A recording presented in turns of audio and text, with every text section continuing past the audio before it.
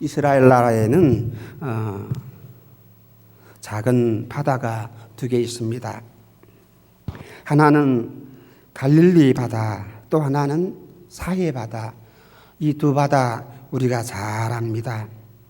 북쪽 헬몬산에서 흘러내리는 그 물을 받아들이는 이 갈릴리 바다는 물도 맑고 물고기도 많이 있습니다. 언제나 어부들이 고깃배를 몰고 와서 고기를 잡는 것을 볼 수가 있고, 또 이 갈릴리 바다 주변에는 푸른 수풀이 둘러 있어 경치도 참으로 아름답습니다.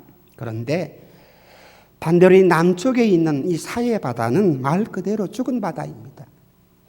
정반대입니다. 물이 탁하고 물고기, 폐류, 조개 같은 것들이 하나도 찾아볼 수가 없고, 그래서 어부들도 고깃배도 볼 수가 없습니다. 그 주위는 험악합니다. 황막합니다. 두 바다가 똑같이 북쪽에서 내려오는 요단강물을 받아들이는데, 그런데 너무나 차이가 납니다. 왜 이런 차이가 있습니까? 그 이유는 갈릴리 바다는 북쪽에서 내려오는 이 요단강물을 받아가지고 이 갈릴리 바다를 풍요롭게 만들고 아름답게 만들고, 그리고 또 남쪽으로 물을 흘러내려 보냅니다. 위에서는 물을 받아들이고 또 생명력을 풍성하게 왕성하게 만들고 난 뒤에는 또 남쪽으로 흘러보내요. 그런데 이 사해 바다는 북쪽에서 내려오는 물을 받기만 받아들였지 내려보내지를 못합니다. 내려갈 구멍이 없습니다. 길이 없습니다. 그래서 뜨거운 태양빛이 내리쬐게 되면 이 사해 바닷물이 증발을 해가지고 소금기가 많은 바다가 됩니다. 다른 바다보다, 평소의 바다보다 더 많은 소금기가 있기 때문에 이 바다 안에는 사람도 못 살고 고기도 살지 못하고 아무런 생명체도 살지 못하고 바닷물이 너무 짜다 그럽니다. 그래서 생명체가 살지 못합니다. 이 두 가지 바다, 우리에게 영적인 교훈을 주고 있습니다. 사람이 살아가면서 한편으로 받을 수도 있고, 또 그리고 받았다면 나누어 주는 그런 삶을 살아야 한다. 그래야 행복하고 즐거운 삶이 된다는 것입니다. 우리가 열심히 일을 내서 돈을 많이 벌었습니다. 많이 벌었다 하면 이 벌은 것을 가지고 나도 풍요롭게 살고, 그리고 또한 나눌 수 있는, 나보다 가지지 못하는 사람들에게 나눠줄 수 있는 그런 삶이, 그런 마음이, 그런 사람이 행복하고 기쁜 삶을 살아갈 수가 있습니다. 나누어주는 사람 보세요. 없지만은, 가난하지만은 나누어주는 사람은 항상 기쁘고 얼굴에 윤기가 있고 기쁨이 넘치고요. 걱정 근심이 없습니다. 그런데 받기만 하는 사람은, 나눠줄 줄 모르는 사람은 내 것이 언제 빼앗길까 두려워서 근심 걱정합니다. 집안에 많은 금은 보화가 있지만은 이것이 언제 도둑을 맞을까, 이것이 언제 사라질까 지키느라고 불안해서 나누어주지도 못하고 자기만 먹고 산다고 걱정하면서 근심하면서 두려워하면서 삽니다. 그러면 이 사람, 이 생활 너무나 불안합니다. 아마 지옥 같은 그런 생활입니다.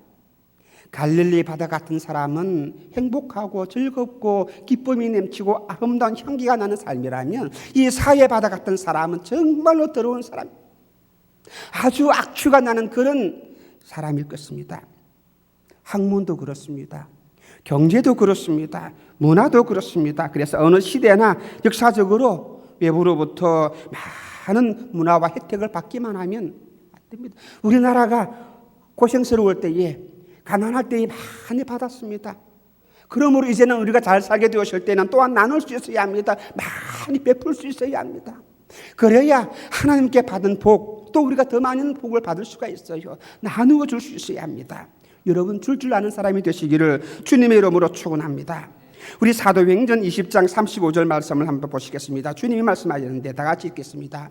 범사에 너희에게 모본을 보였노니 곧 이같이 수고하여 약한 사람들을 돕고, 또 주 예수의 친히 말씀하신 바 주는 것이 받는 것보다 복이 있다 하심을 기억하라.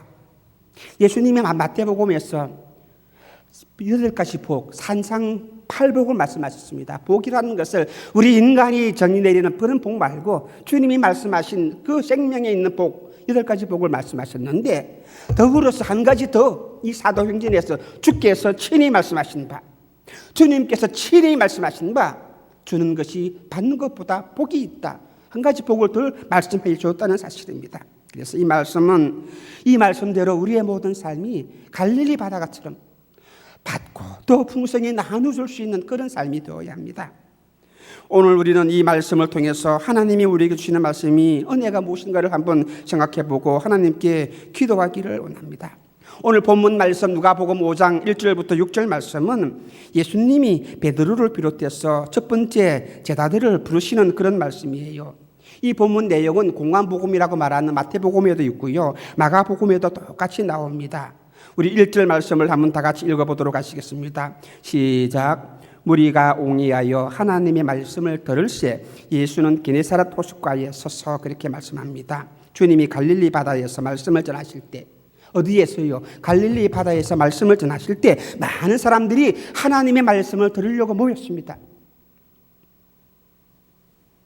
예수님께 왜 몰려왔습니까? 하나님의 말씀을 들으려고. 무타로요? 하나님의 말씀을 들으려고 여러분이 교회당에 왜 왔습니까? 하나님의 말씀을 들으려고. 왜요? 이 말씀이 무엇인데? 이 말씀이 생명의 말씀이고 이 말씀이 생명의 만나기 때문에, 우리 영혼의 양식이기 때문에 이 말씀을 들으려고 많은 사람들이 몰려왔습니다.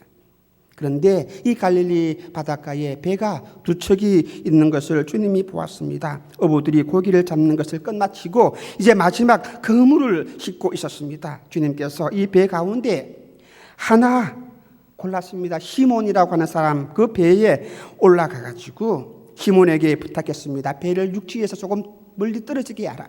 그래서 이 배에 앉아서 많은 사람들, 몰려온 많은 사람들에게 하나님의 말씀을 가르쳐 주었습니다. 이 갈릴리 바다는 다른 말이 이름이 많습니다. 게네사렛 호수, 긴네렛 호수, 또 디베랴 바다, 로마식 용어, 또 유대인 용어 많이 있는데 이 모두가 호수라기도 하고 바다라고도 합니다. 그 사람들은 바다라 그럽니다. 그런데 호수예요. 산에서 내려오는 물을 모아놓기 때문에 호수입니다. 그런데 주님께서는 이 갈릴리를 중심으로 많은 사역을 하셨습니다. 요단강에서 예수님이 세례를 받으신 그 이후에 모든 사역들을 하실 때에 나사렛, 예수님의 동네인데 이 나사렛에서 조금 떨어진 이 가브나움, 이 지역에서 들어가서 복음을 증거하고 많은 사람들에게 하나님의 말씀을 전했습니다. 나사렛, 또 지금 있는 이 가브나움, 이 갈릴리 바다 있는 동네 거리는 멀지 아니하지만은 아마 가브나움이 갈릴리 바다와 더 가까워요. 그래서 복음서에서 기록된 모든 주님의 말씀들, 주님의 사역들은 이 갈릴리 바다를 중심으로 한 것들이 참으로 많아요. 예수님이 십자가에 달려 돌아가시 그 전까지, 그 이전의 모든 내용들은 거의 다가 갈릴리를 중심으로 해서 일어난 그런 일들입니다. 주님께서는 이 갈릴리 호수 북쪽에서 설교했습니다. 갈릴리 호숫가에서 예수님께서 어부들 중에 이 첫 번째 제자를 불렀습니다. 주님이 이 많은 사람들에게 말씀을 증거하신 이후에 시몬에게 베드로에게 말씀했어요. 한번 보십시다. 누가복음 5장 4절입니다. 시작. 말씀을 마치시고 시몬에게 어떻게 이르시되 깊은 데로 가서 그물을 내려 고기를 잡으라. 깊은 데 가서 그물을 내리고 고기를 잡으래요.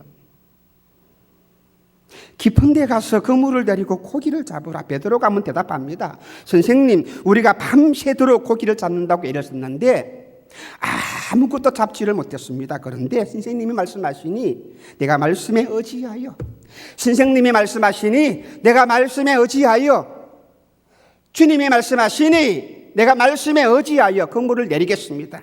그렇게 베드로가 대답을 했습니다. 어부들 보세요. 밤새도록 고기 잡느라고 고생 많이 했습니다. 그런데 한 마리도 잡지를 못했기 때문에 허탈한 상태에 빠져 있었습니다. 그때에 주님이 다가와서 그물을 내려라. 깊은 데 갔어요. 이상한 명령입니다. 갈릴리 바다의 어부로서는 상식적으로는 이해가 안 되는 명령이에요. 깊은 데 가서 그물을 내리는 법이 없습니다. 조금 있으면 해가 떠오르는데 해가 떠오르면 고기를 잡지를 아니합니다. 이 갈릴리 바다에서는 깊은 곳에 상식적으로 고기를 잡기가 매우 힘듭니다. 해가 떠오르면 더 일 못합니다. 그런데 주님께서는 있잖아요, 우리의 상식과 이성을 벗어난 그 명령을 하시는 거예요. 그 말씀을 하시는 거예요. 깊은 데 가서 그물을 내려보아라 말입니다. 안 되는데, 그렇게 일하는 것이 아닌데, 고기 잡으려면 밤에 캄캄한 밤에 얕은 데에 가서 그물을 내리고 고기를 잡아야 하는데 저 전능하신 하나님의 아들이라고 하는 저분이 어떻게 얼토당토 않은 그런 말씀을 하시는가? 왜 깊은 데 가서 그물을 내리라고 하는가? 그런데 베드로는 말합니다. 5장 5절 말씀을 보시겠습니다. 시몬이 대답하여 이르되 선생님, 우리들이 밤이 새도록 수고를 하였는데 잡은 것이 하나도 없지만 말씀에 의지하여 내가 그물을 내립니다. 이것이 신앙입니다. 이것이 신앙입니다. 이것이 신앙이에요. 말씀에 의지해요. 누구의 말씀입니까? 목사의 말씀이 아니라, 장로의 말씀이 아니라, 교수의 말씀이 아니라 하나님의 말씀에 의지하여. 이 베드로는 예수님을 가리켜서 처음에는 선생님이라 불렀습니다. 이 선생님이라는 이 칭호는 명령권자를 나타내는 그런 단어인데 그 당시에만 있었던 랍비라는 사람과 다른 것입니다. 다시 말한다면 복종의 태도를 말하는 거예요. 나에게 말씀하는 그 사람에게 내가 복종할 것이다. 그렇게 그런 마음을 가지고 선생님이여 그렇게 부르는 것입니다. 그런데 이상하게도 고기를 잡는 일에 이 베드로 보세요. 다른 친구들 갈릴리 바다 어부들입니다.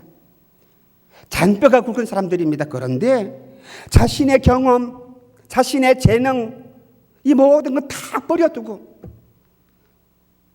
매일매일 갈릴리 바다에서 고기를 잡았고 일을 해왔는데 그 모든 것 다 제껴두고 버려두고 주님 말씀하시니 자기의 생각과 자기의 이성과 자기의 경험과 자기의 재능 비교하지 않았습니다. 주님 말씀하시니 그것도 전혀 모르시는 사람이 와가지고 깊은 데 가서 그물을 던지라, 배 좀 빌려달라 그러고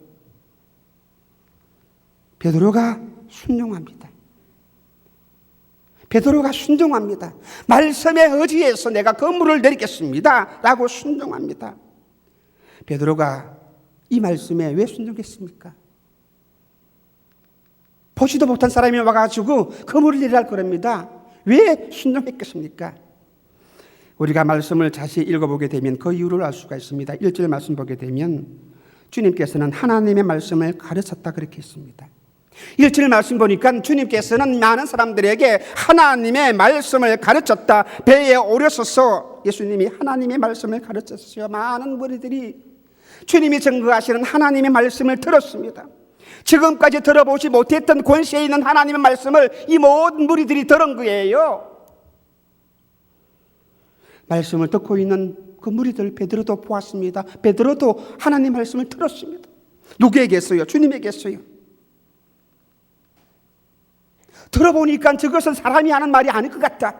보통 랍비들이, 보통 서기관들이 가르치는 그런 말씀이 아닌 것 같다. 뭔가 좀 다르다 말입니다. 하나님의 말씀을 들으니까 베드로의 생각이 달라지는 거예요. 베드로의 생활이 달라지는 거예요. 그래서 믿음은 말씀을 들어야 합니다. 들으면 그리스도의 말씀이라 그랬습니다. 로마서 10장 17절 18절입니다. 다 같이 한번 읽겠습니다. 시작. 그러므로 믿음은 들음에서 나며 들음은 그리스도의 말씀으로 말미암았느니라. 18절 없습니까? 그러나 내가 말하노니 저희가 듣지 아니하였느뇨? 그렇지 아니하다. 그 소리가 온 땅에 퍼졌고 그 말씀이 땅끝까지 이르렀다. 말씀, 믿음 생활을 하나님 말씀. 지금 시간에 우리가 왜 있습니까? 왜 예배 드립니까? 예배를 드리면서 내 마음을 드리고 내 상을 드리고 내 자신을 드리고 내 인생을 드리고 내 시간을 드리고 그리고 우리는 하나님이 주시는 말씀을 듣고 우리 영혼이 새로워지고 내가 힘을 얻고 하는 거예요. 그래서 말씀을 들어야 합니다. 말씀을 듣지 아니하고 신앙생활을 한다는 것 정말로 엉뚱구리가. 아버지 하나님의 말씀, 생명의 말씀이라는 것입니다. 말씀을 들음으로써 믿음이 생긴다는 것 우리가 너무나 잘 알고 있습니다. 하나님의 말씀을 전하는 그 예수님을 베드로는 보았습니다. 이 말씀을 전하시는 예수님을 보고서 보통 사람이 아니라는 것을 깨달았습니다. 다른 세상의 서기관들이 전하는 그것이 아니라는 것을 알았습니다. 그들보다 다른 분, 제사장들과는 다른 분이라는 것을 베드로는 아마 알았을 거예요. 그래서 그 당시 인기 있었던 세례 요한도 아마 좀 다르다. 세례 요한보다도 좀 다를 것이다. 그것을 깨달았습니다. 그래서 베드로는 이 말씀을 듣고 이 하나님의 말씀을 듣고 은혜를 받고 깨달았습니다. 말씀을 들었기 때문에 베드로의 생각이 달라진 거예요. 그래서 깊은 데 가서 그물을 내리랬을 때에 그게 순종하는 것입니다. 거기에 순종할 수가 있는 것입니다. 순종하는 믿음을 가졌던 그 이유가 무엇입니까? 하나님의 말씀을 듣고 말씀을 증거하시는 예수님, 그것을 보고서 하나님의 말씀임을 알았다는 사실입니다. 그래서 예수님은 세상의 다른 사람과는 전혀 다른 권위가 있는 것을 베드로는 깨닫고 베드로는 믿었습니다. 예수님의 말씀에 복종하는 것이 당연하다, 마땅하다는 것을 알았기 때문에 베드로는 순종합니다. 사랑하는 우리 성도 여러분, 지금 여러분이 가지고 있는 성경책 누구의 말씀입니까? 하나님의 말씀이 아니겠습니까? 이 하나님의 말씀을 가벼이 여기고 경홀하게 여긴다면 우리는 가장 무리한 죄를 범하고 있는 것입니다. 깊은 데 가서 그물을 내려 고기를 잡으라 하고 있는 주님의 말씀, 이 말씀 속에서는 주님께서는 예수님의 능력을 보여주었습니다. 이 말씀으로 인해서 예수님은 하나님의 아들이고 창조주임을 주님께서는 분명히 보여주었습니다. 말씀을 들으라. 또한 깊은 데 가서 고물을 내리라, 이 말씀의 의미는 주님의 깊은 은혜를 받아라 그 말입니다. 믿음 생활 10년, 20년, 30년 또한 1년, 2년 했다고 해서 그렇게 많은 세월 동안 교회를 다녔는데 이 하나님의 깊은 은혜를 느끼지 못한다면 참으로 불쌍한 사람입니다. 내가 말씀을 들어도, 내가 예배를 드려도, 내가 기도를 해도, 내가 찬송을 해도 내 마음속에 감동이 없고 하나님의 깊은 은혜를 느끼지 못한다면 정말 나는 마른 막대기처럼 무지몽매한 사람입니다. 마비된 사람이, 내 인생이 마비되고 내 영혼이 마비된 사람입니다. 살아있는 사람이라면 꼬집으면 아파요, 움직여요. 그러나 마비된 사람에게 아무리 꼬집어봐요, 아무리 칼로 찔러봐요, 마비되었기 때문에 모릅니다. 느끼지 못합니다. 이 깊은 은혜를 하나님이 저와 여러분에게 주시는 이 깊은 은혜를 느끼지 못하는 사람, 깊은 데 가서 그물을 내려라, 이 말씀에 순종할 때에 우리는 하나님의 놀라운 그 깊은 은혜를 깨닫는다는 사실입니다. 신앙생활 즐거움이 무엇입니까? 예배하는 이 즐거움이 무엇입니까? 예수를 믿는 기쁨이 무엇입니까? 이 깊은 은혜를 느낄 때에, 깊은 은혜를 깨달았을 때에, 경험했을 때에, 그때에 내가 이것이 나의 간정이요, 이것이 나의 찬송일세, 나 사는 동안 끊임없이 할 수가 있는 거예요. 내가 받은 은혜를 알았기 때문에, 나를 사랑하시는 하나님의 은혜를 내가 깨달았기 때문에, 그 은혜가 너무나 크고 깊다는 것을 내가 알았기 때문에, 그래서 날마다 말씀을 듣기를 사모하고 하나님의 은혜에 잠기는 그런 생활이 되기를 사모해야 합니다. 에스겔 47장 5절 말씀을 보시기를 바랍니다. 다시 일천척을 청량하시니 물이 내가 건너지 못할 강이 된지라, 그 물이 창이라여서 헤엄할 물이요 사람이 능히 건너지 못할. 이건 하나님의 은혜의 바다를 상징하는 말이에요. 그저 발목에 잠기는 물이 아니라, 무릎에 잠기는 물이 아니라, 허리에 잠기는 물이 아니라 차가지고 내가 헤엄쳐서 다닐 정도로 깊은 바다에 들어가, 은혜의 바다에 잠겨가지고, 은혜의 바다에 잠겨가지고 이것이 하나님의 은혜이고 이것이 하나님의 사랑이구나, 이것이 하나님의 품이구나 하는 것을 내가 느끼는 그런 깊은 은혜의 신앙생활. 주님께서는 이 말씀을 통해서 깊은 데 가서 그 물을 내려라, 이것은 이 말씀을 전해주시기 위해서 우리에게 명령하신 것입니다. 주님의 은혜는 신앙의 경지 깊은 곳에 가면 갈수록 커지는 것입니다. 하나님의 은혜는 내가 받을수록 나를 만족시켜 주시고 나를 기쁘게 하고 나를 즐겁게 합니다. 깊은 곳에서 마르지 아니하는 영원한 생수가 흘러내리는 것입니다. 어디에서요? 깊은 곳에서 마르지 아니하는 그 영원한 생수가 흘러나서 우리를 만족하게 한다는 사실이에요. 깊은 곳에서 흘러나오는 생수를 마시게 되면 내 영혼이 소성하게 되고 내 영혼이 다시 한번 힘을 얻게 되고 하나님의 은혜를 누리게 된다는 사실입니다. 주님 말씀하셨습니다. 나를 믿는 자는 성경의 이름과 같이 생수의 강이 흘러넘친다 그랬습니다. 나를 믿는 자는, 예수님을 믿는 자는, 나를 믿는 자는 그 성령의 이름과 같이 생수의 강이 그 심령 자옥에, 그 영혼 가운데에, 그 생활 가운데에 강같이 흘러넘친다고 분명히 말씀하셨어요. 그런데 우리 생활에, 내 생활에, 내 심령에 이 생수의 강을 느끼지 못한다면 다시 한번 여러분 하나님께 눈물로 기도해야 합니다. 깊은 곳에 그물을 내리라, 이 말씀은 이방 세계로 나가서 그물을 내려라, 복음을 증거하라. 하나님을 알지 못하는 저 어둠의 세계에 나가가지고 거물을 내려서 아버지 그들을 끄집어 놓아서 하나님께로 인도하라 그 말입니다. 전도에 대한 명령입니다. 내가 말씀을 전하는 것은 그저 단지 얕은 물가가 아니에요.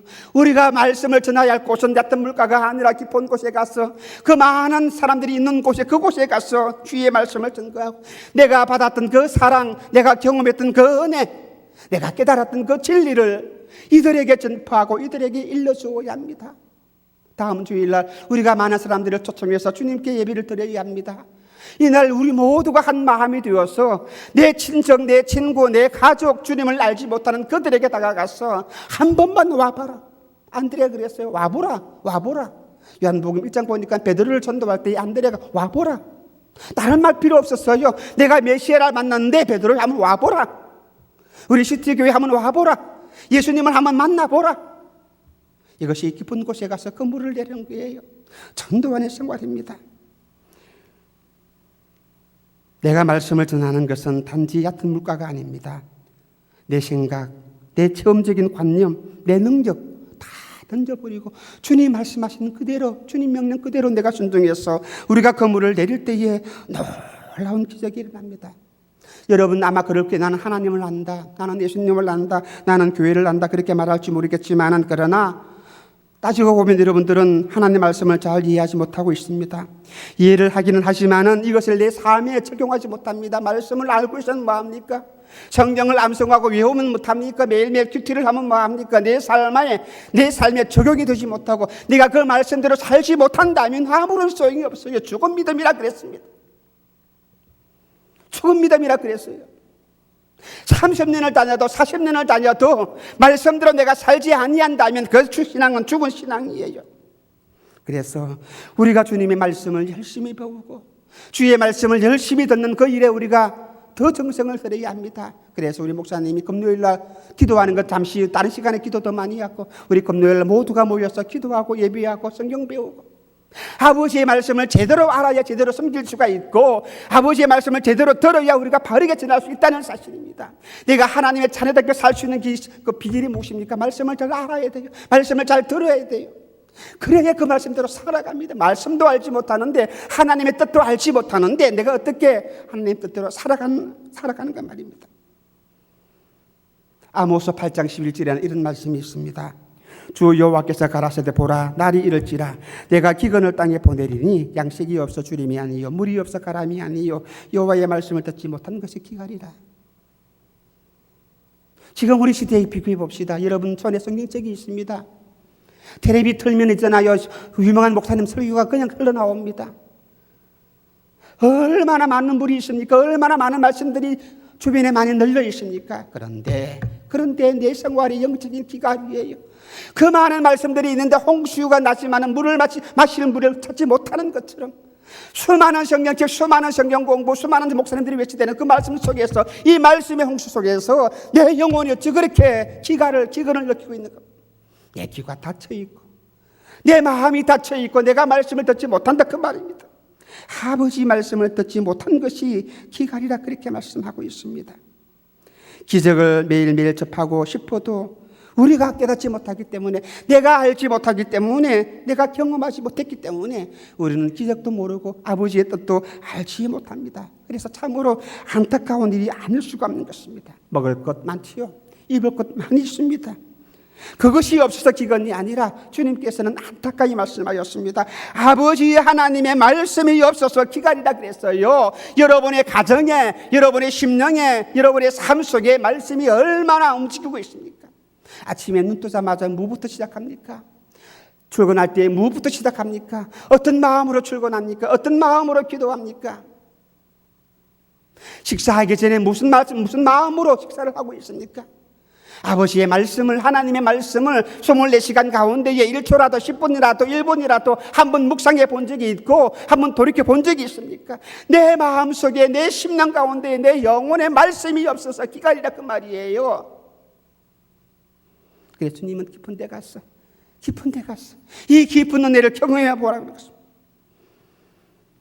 주 여호와의 말씀이라 보라 날이 이를지라 내가 기근을 땅에 보낼 것인데 양식도 물이 없어 기근이 아니라 하나님의 말씀. 아버지의 말씀이 없어서기거니와.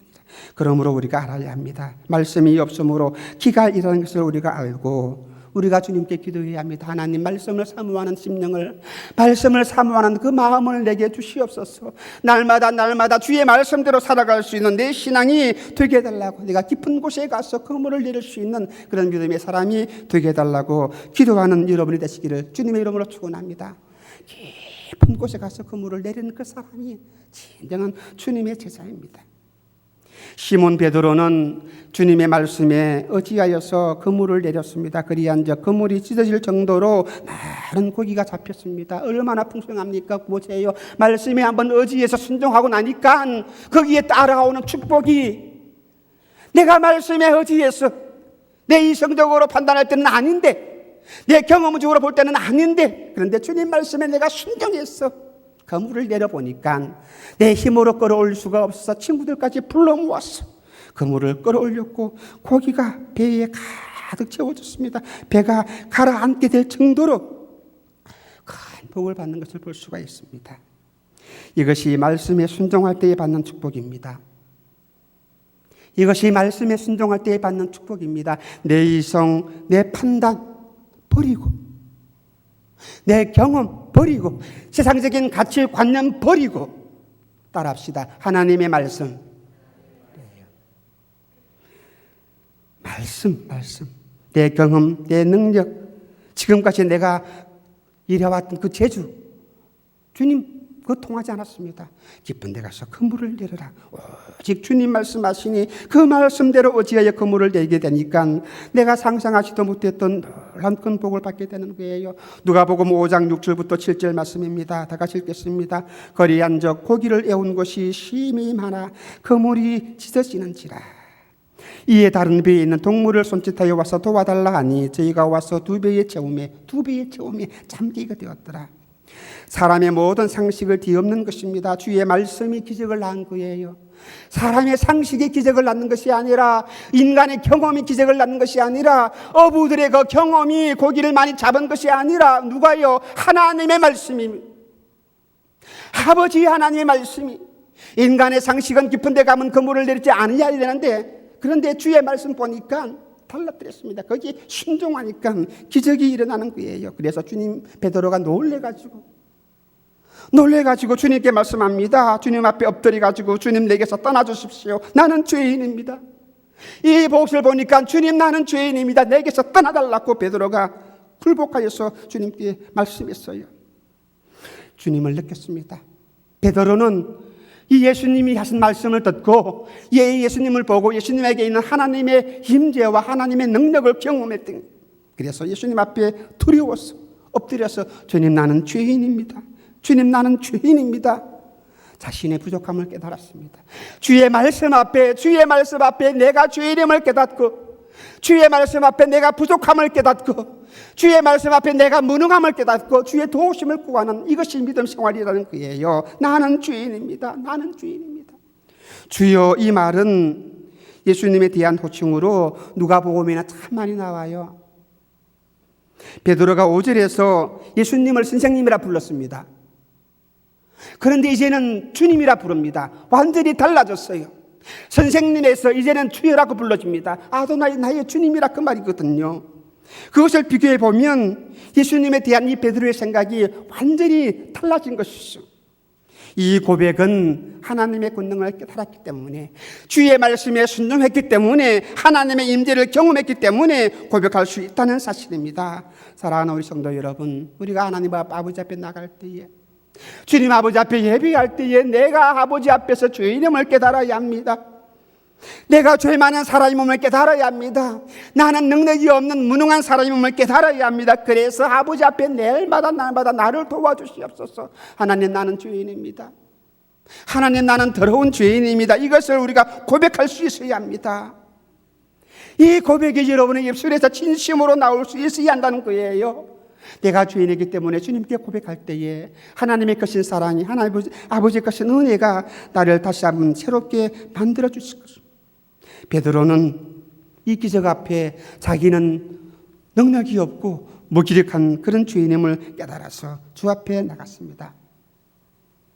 사람이 하나님을 발견하기 전에는 참다운 자기 자신을 발견하지 못합니다.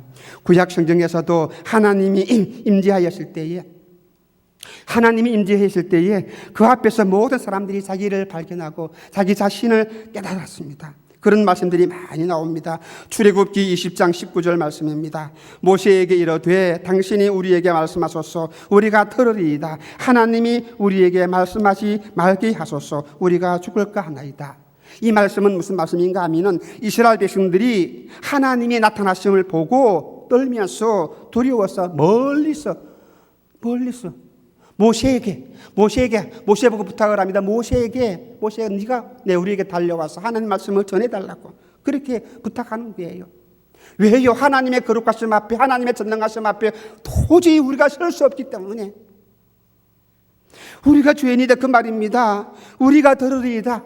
모세가 하나님 말씀을 듣고 들은 그 말씀을 우리에게 전해주면 우리가 듣고 순종하겠습니다.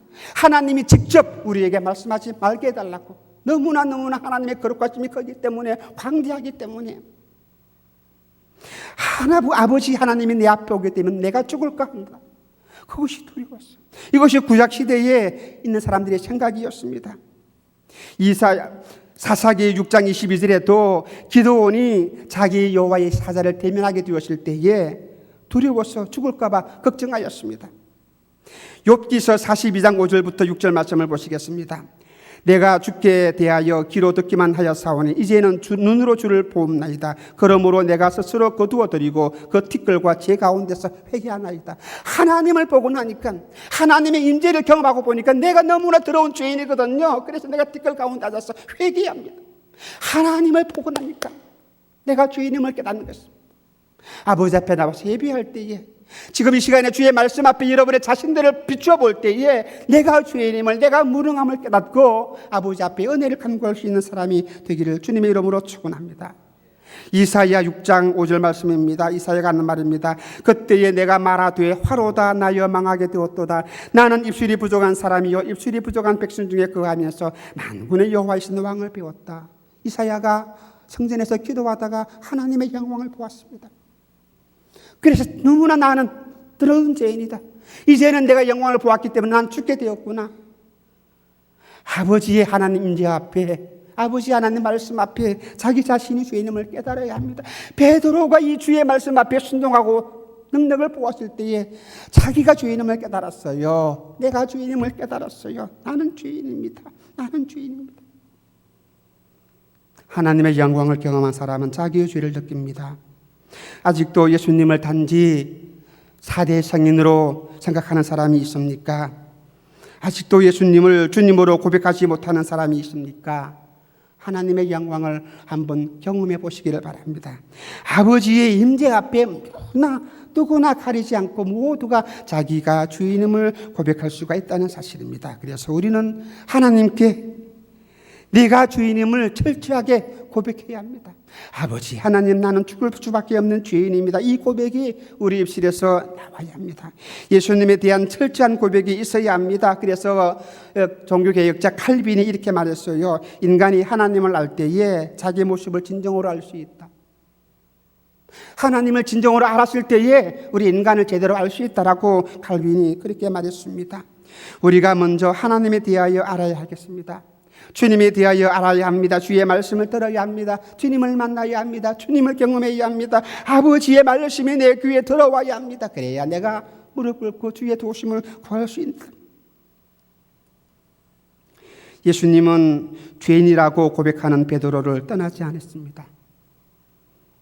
사람은 자격 없고 볼품 없고 죄 많이 지었고 그러면 일꾼으로 서지 않아요. 검찰총장이 물러갑니다. 참 더럽게 물러갑니다. 흠이 있기 때문에 안 쓴다는 거예요.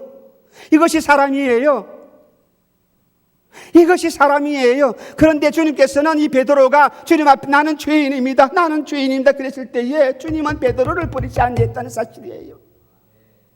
베드로를 버리지 아니하셔. 자기가 죄인임을 깨닫는 이 베드로를 주님은 버리지 아니하시고 보세요. 주님의 제자로 삼는 거예요. 네가 사람을 낚는 쩌부가 되게 하리라. 얼마나 놀라운 것은 은혜입니까? 왜 이 은혜를 우리가 잊어버리고 내가 교만하게 살아갑니까? 예수님은 베드로를 제자로 삼으시고 그에게 새로운 사명과 새로운 삶을 허락해 주었습니다. 누가복음 5장 10절부터 11절 말씀입니다. 다 같이 읽겠습니다. 한 목소리로 다 같이 중요한 말씀이기 때문에 다 같이 읽겠습니다. 세베대의 아들로서 시몬의 동업자인 야고보와 요한도 놀랐습니다. 예수께서 시몬에게 일러 가라사대 무서워 말라. 이제 후로는 네가 사람을 취하리라 하시니 저희가 베드로를 육지에 대고 모든 것을 버려두고 예수를 쫓으니라. 이것이 주님의 제자예요. 주의 말씀을 듣고 내가 주님을 깨닫고 주님 말씀하신 것을 듣고 따라갑니다. 주님의 제자로 삼아 주었어요. 주님의 제자로 삼아 주었어요. 사람을 낚는 어부가 됐는데요. 지금까지는 고기만 잡았는데, 피레미만 잡았는데, 개만 잡았는데, 이제는 아니라 사람을 낚는 어부가 되겠다는, 지도자가 되게 해주겠다는 그 말 아니겠습니까? 마태복음, 마가복음 사람을 낚는 어부가 된다 그랬는데 예수님을 만난 후부터 생명을 나누어주는 삶을 그렇게 살게 될 것이라. 이제는 지금은 자기만 고기 잡아가지고 자기만 먹고 살았는데 이제는 내뿐만 아니라 친구들에게, 이웃들에게, 가족들에게 생명을 나누어주는 그런 복된 삶을 살아가게 될 것이다. 이와 같은 이 예수님의 말씀은 사도행전에서 베드로가 전도 사역을 할 때에 다 일어났습니다. 이방인 고넬료에게 증거할 때까지 이 베드로는 수많은 하나님의 일들을 하는 제자가 되었습니다. 예수님을 만난 제자로서 부르심을 받는 사람은 자기 자신의 이전의 모든 삶을 다 버립니다. 칭찬했습니다. 베드로는 주님을 만나고 주님 앞에 자기가 주인임을 깨닫고 주님께 제자로 부르심을 받은 그 이후에는 그 이전의 어부의 생활들을 버리고 가족도 버리고 배도 버려두고 주님만 따라갑니다. 주님의 제자로 부르심을 받은 그 이후에는, 주님의 사람이 된 그 이후에는 옛날의 육신의 삶 모든 것들을 버리고 이제는 새로운 삶을 살아간다는 그 말씀이에요. 그리스도의 제자가 된다는 것은 내가 부족했던 과거의 삶에서 돌이켜서 새로운 삶의 차원과 목적에 따라 살기로 결심한다는 것입니다. 제자의 길은 험하고 제자의 길은 고달프고 때로는 불확실합니다. 그러나 고기가 풍성하게 잡히는 그 열매가, 그 영광이 주어진다는 거예요. 제자의 길에 들어서면 고난이 있고 핍박이 있고 어렵고 힘들지만은 그러나 마지막에는 풍성한 고기가 가득하게 잡히는 그 영광이 제자들에게 주어지게 되는 것입니다. 빌립보서 3장 6절부터 14절 말씀입니다. 깁니다. 함께 읽겠습니다. 열심으로는 교회를 핍박하고 율법의 의로는 흠이 없는 자로라. 그러나 무엇이든지 내게 유익하던 것을 내가 그리스도를 위하여 다 해로 여기고 또한 모든 것을 해로 여기면 내 주 그리스도 예수를 아는 지식이 가장 고상함을 인합니다. 내가 그를 위하여 모든 것을 잃어버리고 배설물로 여기면 그리스도를 얻고 그 안에서 발견되려 함이니 내가 가진 의는 율법에서 난 것이 아니요 오직 그리스도를 믿음으로 말미암은 것이니 곧 믿음으로 하나님께로서 난 의라. 내가 그리스도와 그 부활의 권능과 그 고난의 참여함을 알려 하여 그의 죽으심을 본받아 어찌하든지 죽은 자 가운데서 부활에 이르려 하노니 내가 이미 얻었다 함도 아니요 온전히 이루었다 함도 아니라 오직 내가 그리스도 예수께 잡힌 바 된 그것을 잡으려고 쫓아가노라. 형제들아 나는 아직 내가 잡은 줄 느끼지 아니하고 오직 한 일 적 뒤에 있는 것은 잊어버리고 앞에 있는 것을 잡으려고 푯대를 향하여 그리스도 예수 안에서 하나님이 위해서 부르신 그 부름의 상을 위하여서 내가 쫓아가노라. 바울의 고백입니다. 바울이 예수님을 믿기 전에 얼마나 기세등등한 사람이었습니까? 그런데 주님을 만나고 난 뒤에는 다 배설물처럼 느끼고 이제는 오직 내 앞에 푯대를 향하여서 내게 맡기신 그 사명을 내가 위하여서 이것을 실천하기 위해서 죽는 한이 있더라도 내가 달려가고 또 뛰어가고 부름의 상을 위해서 내가 달려간다 그랬습니다. 바울은 교회를 열심으로 핍박했습니다. 율법의 의로는 흠이 없는 사람이었지만 그러나 주님을 위해서 자신에게 유익했던 모든 것들을 다 버려. 여러분 무엇을 버렸습니까? 베드로는 거물도 버리고 부모도 버리고요. 아직도 나는 버리지 못하고 주님 따라갑니다. 쟁기 잡고 주님 따라갑니다. 따라가면서 뒤도 돌아봅니다. 내 가족도 돌아봅니다. 물론 가족 무시하라 그런 말씀 절대로 아닙니다. 직장 집어치워라 그런 말씀 절대로 아닌 것입니다. 디모데후서 2장 3절 4절에서는 바울이 이렇게 말했습니다. 내가 그리스도 예수의 좋은 군사로 나와 함께 고난을 받을진대 군사로 다니는 자는 자기 생활에 얽매이지 아니하고 얽매이는 자가 하나도 없다. 이는 군사로 모집하는 자를 기쁘게 하려 함이라. 그렇게 말씀하셨습니다. 디모데후서 3장 12절 말씀에도 무릇 그리스도 예수님 안에서 경건하게 살고자 하는 자는 핍박을 받는다. 그렇게 말씀했습니다. 사도 바울은 예수님이 어떠한 사람인가를 분명히 알았습니다. 자기가 달려갈 길 그 목표만 뚜렷했다면 우리는 군사와 같이 자기의 사명을 깨닫고 이 사명을 실천하기 위해서 부단히 달려가고 또 달려간다 그랬습니다. 우리가 사는 세상, 이제는 건강해서 100년 산다며요. 길어봤자 100년입니다. 이 짧은 인생인데 이 짧은 생활 가운데서 우리가 세상 것에 매이지 아니하고 주님이 내게 주신 그 사명, 내가 너로 사람을 낳는 어부가 되게 해주겠다. 이 사명, 이 부르심의 부름을 위해서 우리가 또한 힘쓰고 애써야 되지 않겠습니까? 짧은 인생인데 그저 이 사명은 뒷전에 제껴두고 내 욕심만 챙긴다면 우리는 하나님의 뜻을 위해서 살아갈 수 없는 그런 미련한 인생이 된다는 사실입니다. 우리는 주님의 제자로 택함을 받은 사람들입니다. 주님께서 하라고 명령한 대로 하기만 하면 우리는 됩니다. 그러면 본문에 있는 것처럼 많은 물고기가, 많은 사람이 우리에게로 몰려옵니다. 고기가 잡힌 것을 인해서 많은 사람들이 놀랐습니다. 주변 사람들도 다 놀랐습니다. 오늘도 우리가 말씀에 의지하여서 내가 주님의 부르심에 순종한다면 이 영광이, 이 축복이 우리에게 주어진다는 사실입니다. 또는 주의 말씀대로 주의 부르심을 받아가지고 내가 걸어갈 때에 베드로처럼 고난도 받고 핍박도 받고 혼란도 당하지만 그 많은 고난이 있지만은 그러나 이 길이 내가 가야 할 길입니다. 내 몫에 대인 십자가 우리는 안 질까? 내가 지고 가야 할 십자가. 내 주를 가까이 하게 함은 십자가 짐 같은 고생이, 그래요, 고생이에요, 험난한 길이에요. 그런데 주님은 우리에게 분명히 약속하였습니다. 생명의 면류관, 너의 면류관. 뿐만 아니라 많은 고기가 베드로의 배 안에, 두 사람 배에 다 가득가득 차이는 풍성한 복을 내려 주었다는 사실입니다. 말씀에 의지하는 믿음의 사람이 되시기를 주님의 이름으로 축원합니다. 내 이성이 아닙니다. 내 생각이 아닙니다. 내 판단이 아닙니다. 아버지 하나님의 말씀에 순종하여서 놀라운 복을 받는 믿음의 사람이 되어서 아버지께 큰 영광을 돌릴 수 있는 귀한 사람이 되시기를 주님의 이름으로 축원합니다. 함께